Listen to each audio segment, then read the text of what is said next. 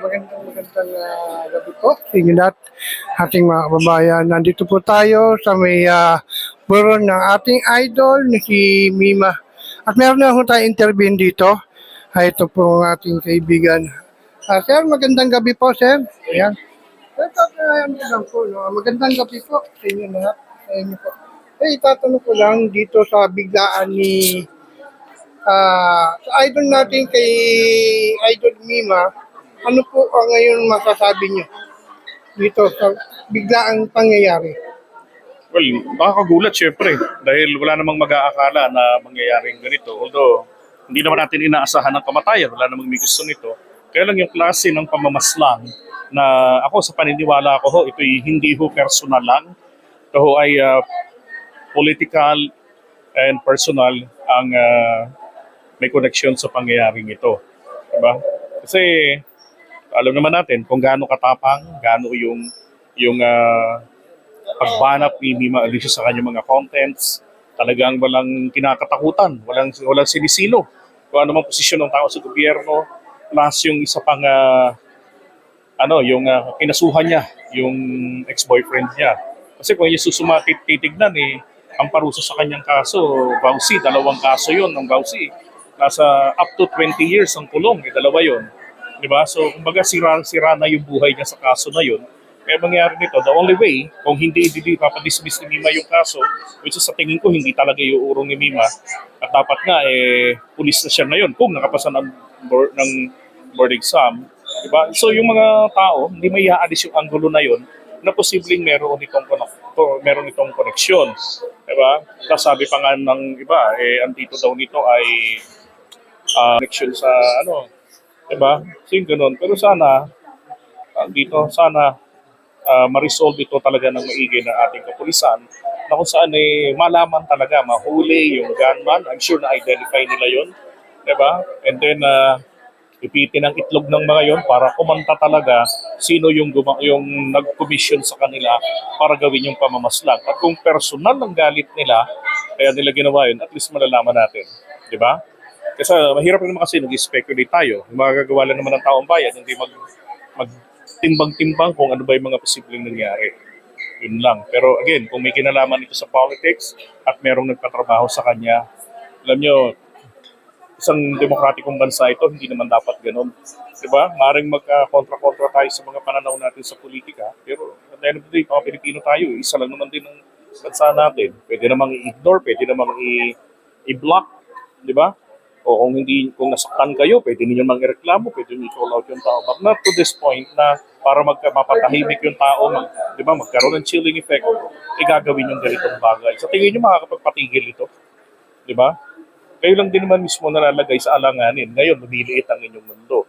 And I hope na talagang matapos ang problemang ito, ang kasong ito, sa madaling panahon. Yun lang. Isang tanong natin yan. Ano po ang masasabi niyo, yung mensahe niyo po kaya sa pamilya ni Idol Mima? Tapos ang kanyang kailangan maanohan ba yung justisya kagad?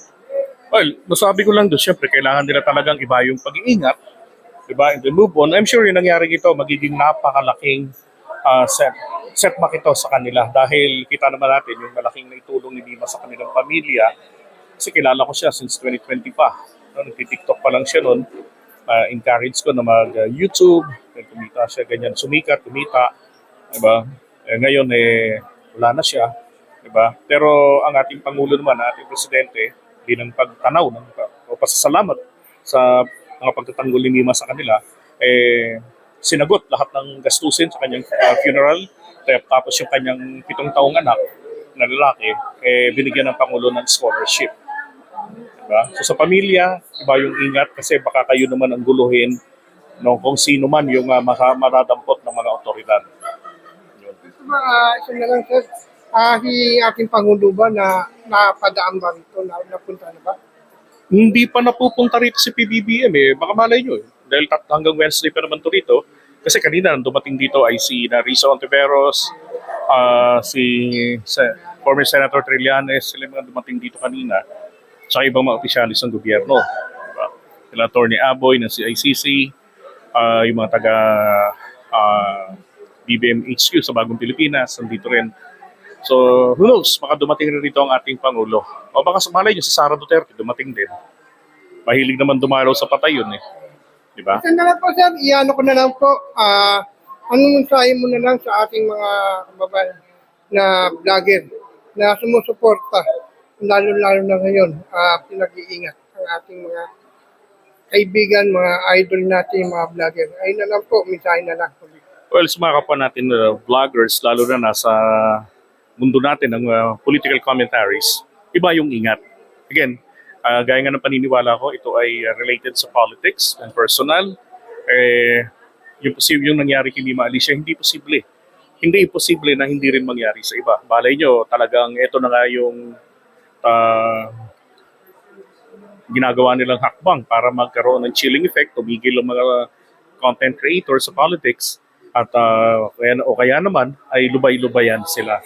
Well, sasabi ko lang din, be mindful do sa quality ng contents, tigilan na yung fake news, tigilan yung masyadong yung talagang terrible na panlilibak sa mga hindi natin kapareho ng kulay sa politika. Diba? Magrespetuhan. Hindi ba natin sila kakulay sa politika, paniniwala, pero irespeto natin sila. Magano lang tayo, opinion-based, pinakamaganda yon. And then kung magkita-kita tayo mga kapwa-vloggers, din naman sa kabilang kampo, pwede tayo magkamayan, pwede tayo magbatian. Sapagkat isa lang naman ang ending nating lahat eh. Diba? Magkikita-kita at magkikita tayo mga vloggers sa kalye. So mainam sana, tayo magkakaibigan pa rin. Kung hindi man magkakaibigan, hindi tayo mag-aaway-away. Yun lang. Yan, sir, maraming salamat po. Magandang gabi po.